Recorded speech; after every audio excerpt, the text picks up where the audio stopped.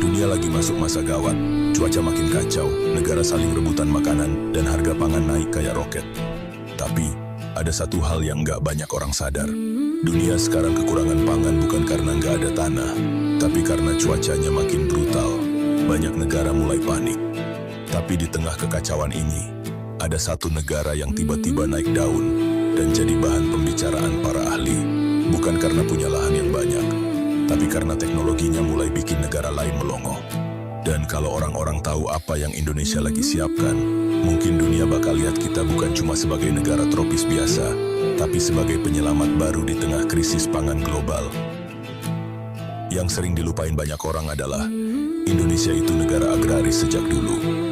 Dari zaman kerajaan, kita udah dikenal sebagai tanah yang subur parah bahkan dijajah karena hasil buminya. Tapi selama puluhan tahun, sektor pertanian kayak nggak dapat spotlight. Baru mulai 2024, semuanya berubah. Pemerintah akhirnya sadar kalau ketahanan pangan itu bukan cuma urusan dapur, tapi urusan bertahan hidup di masa depan.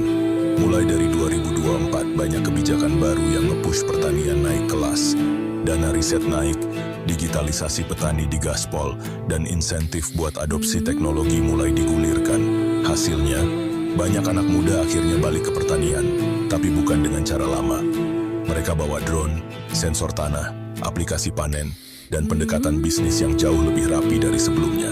Indonesia punya keuntungan unik yang negara lain nggak punya. Variasi iklim dan geografi yang super lengkap. Dari dataran tinggi sampai pesisir tropis, dari tanah vulkanik super subur sampai rawa gambut, semua jenis lahan ada.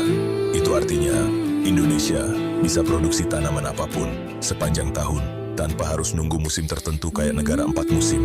Dan yang bikin dunia kaget adalah Indonesia mulai ngolah keunggulan ini dengan sistem yang lebih terstruktur.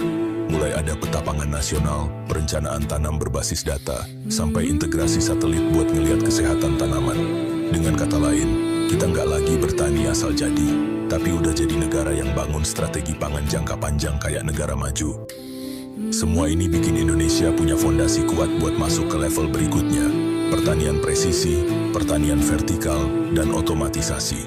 Dulu orang mikir kita cuma negara tropis biasa, tapi pelan-pelan Indonesia lagi naik jadi salah satu pemain paling menjanjikan di peta pangan dunia. Dan ini baru pemanasan sebelum teknologinya benar-benar dipasang besar-besaran.